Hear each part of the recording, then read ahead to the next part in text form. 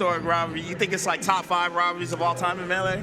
I think so for sure. Yeah, I mean this basically felt like the modern Mango versus Armada for a while. And the Fox coming out. You know, Mango, I appreciate you, man. Yeah, sometimes sometimes you gotta bench the bird, bro. I mean, yeah. I would say arguably Mango's most famous win against Zain was in this matchup, Smash Summit 11. Oh, that was Mango's like that was the legacy win. You know what I'm saying? That's the. That's the in case you forgot. I think that win basically put Mango back in the GOAT conversation, I think. Yeah, that was one of his biggest wins of all time. And catching that, the way he did it too. And I mean, Mango off to a good start right now. Fox Marth, though, I really like this. I think Mango's always been vocal about thinking Fox was really well in this matchup. Yeah. And I mean, we can see why. I think. He said, yo, off stage you go. Yo, wow. Zane's so clean with it. So clean with that. And Zain right here, he fight for #1, right? Because Cody's out, J-Mook's out. Yeah. So there's only one player left. So that's kind of been the story of I think a lot of the top players going to this weekend is there's been this kind of undercurrent where whoever wins this tournament is very much in contention for the #1 spot going to the summer rankings, which come out very soon. Right. They come out like a week or two. Tournament. Yeah, this is the last tournament for the summer ranking. Yeah, and I know Cody was talking about feeling a lot of pressure. Oh my goodness. Yo, what a reversal. Right? Dude, Mango started this game out so strong. Right. And Zain has just been catching him off guard over the ledge. Oh, man, he lived that. Yeah, 108. Okay. I'll throw up air. Okay, nope. I'll throw back air. I'm not playing with no SDI. Just take this back air. Oh, yeah, that's a deleted stock. Yeah, Game 2 we go. Yep. Insane that was a 3-stock. Yeah, he kind of cooked him right there. Kind of cooked him. Yeah, that was tough. I think there's this element when you're fighting Marth in this matchup, especially somebody like Zain, where you really gotta finish your food, especially when it comes to those situations where you're near the ledge. Oh, okay. Oh, okay. Shout production. Let's get it. Let's get it. I wanted to see what Mango looked like. Right. Yoshi's. Ooh. I agree because I feel like Zain. He's too good on Dreamland, bro. People are, I think more and more people are thinking, it's really funny how the counter picks have evolved in this matchup. Right. You know, back in the day, Stadium was like the Fox pick. Right. Now, if anything, Stadium is the Marth pick, and Foxes go to Yoshi's. Right. You just want to be able to smother the Marth, just get on top of him. I think it's really good for Mango's playstyle, too. Yeah. Because he's just very good at staying aggressive. Yeah, and you get those like close quarter spaces, it's always just easier to move in. He DI'd all the way in right there. It's just like, once Mango gets some momentum, Zain's just answering back.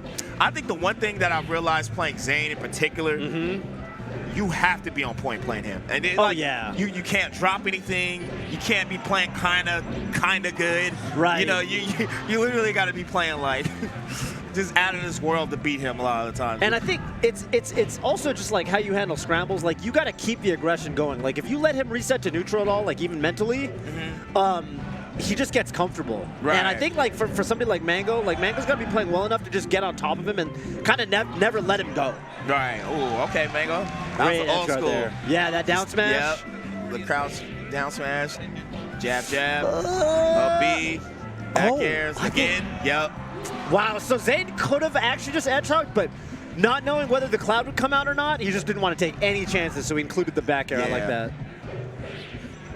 I think the one thing we don't talk about with Zain is his scramble got a lot better too. I think from playing Mango. I think so, from playing Mango in particular. He was talking about that even when he won, I believe it was the Online Summit 10. Wow. That actually KO'd. Insane. Because of Yoshi's. Yeah, Zain won Summit 10. He was saying, the one thing I want to get better at is scrambles. And I think he did. Yeah, he got a lot better. Already. Sometimes he reverts to, the grab stuff, but I think especially with the edge cancels and how he incorporates it, it's pretty crazy. And how he plays out of shield, I think he's very hard to catch, very hard to lock down in his shield. Yeah, I'm glad you brought that up because I feel like that's the outlier between most Marths. Most Marths can't handle when a Mango's applying pressure. Yeah, even like people like Kadoran. Right. Oh my goodness.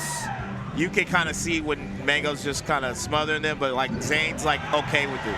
Yeah, Zain, except that stuff. He's kind of. That's true. That's true. I mean, sometimes that's the tough thing about Yoshi's, and I think why this is good for Fox is like if you can kind of get him in that pressure by the ledge, he can't wave dash out of back or wave dash back out of shield anymore. Right. Because the ledge is just going to catch him. Oh, Oh, doesn't get the up B. That's huge. All right. Okay, I like Mango backing off just a little bit. Jab down. Oh! Going deep. Doesn't quite get it, but... Oh, all right, Mango. Okay. And no jump. Yeah, that was good. That was good. You know what's a trip about Mango is you wouldn't probably say he's like one of the more technical foxes, but he's one of the most fastest foxes. And he's he's really technical at what needs to be done, at what's required, you know? Yeah, no, I mean, I think there are things that Mango does, you know, from an execution standpoint, almost better than anybody. Right. For my money, he's got the best running shines in the game. Oh, yeah, for sure. For sure.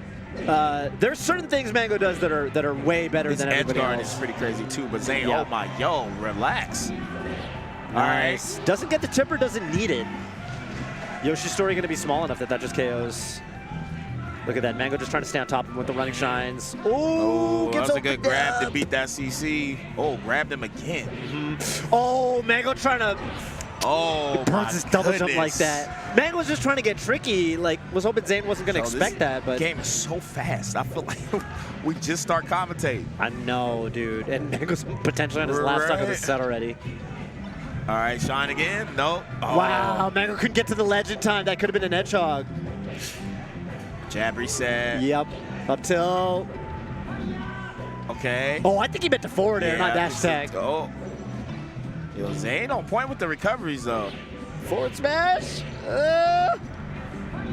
Mango potentially on his last legs right now. Wow. Uh-oh, that's how I know I'm going to win. Oh, my God, yeah. That's how I know I'm going to win. That doesn't feel good when Zain starts doing it to you. Right. Up B.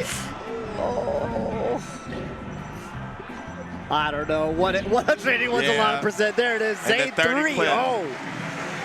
Zain came to play. Oh, yeah, the big dog is in the building. I mean, I don't even feel like Mango played particularly bad. Just like one or two little bad beats, you know, and bad bounces. Mm-hmm.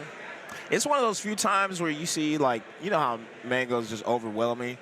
And I feel like the only person I feel like I've really seen just shut that down that's not Zain is, like, Armada. It reminds me of that where it's just like, okay, this is cool, but, like, I'm still Marth, you know what I mean? Like, that's kind of what it felt like. I think that's the cool thing about watching this rivalry in particular between Mango and Zain is, like, the way that Mango beats Zain and the way Zain beats Mango, to me, is very reminiscent of how those sets with Armada used to go. Yeah, for sure. And in particular here, you mean we just saw Zain able to kind of keep up with that pressure, keep up with that momentum, and just get a lot of, like, reversals off situations like that.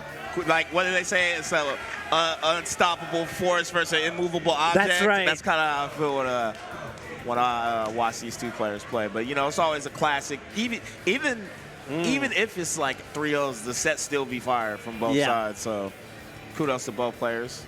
Yeah, definitely. I know up next we got the Canadian battle, right? This is actually a Canadian battle. AMSA versus Moki. So it was AMSA basically versus the winner of Cody versus Moki, and there have been two Foxes that have been giving AMSA a ton of trouble this year. And it's been Moki and Cody. And I mean, Moki, like, he's apparently just always had a ton of Yoshi practice, a ton of Yoshi experience. Talked about how even his, like, brother growing up played Yoshi. Yeah, and he's roommates with Mono. Roommates with Mono. If I'm not mistaken. So, yeah, it's going to be a hype. This is a good bracket. And he's at the home team. We got a home game. Yo, a good home game will just, no matter who you're up against, Toph, it'll just change everything. You know, when you're in your backyard, I mean, you know. You really got to respect, especially, I just love the energy the Toronto crowd brings to the table here at GOML. Toronto's live, man. Because I will say, I go to a lot of tournaments. You know, I get it. A lot of the, you know, some of the best melee players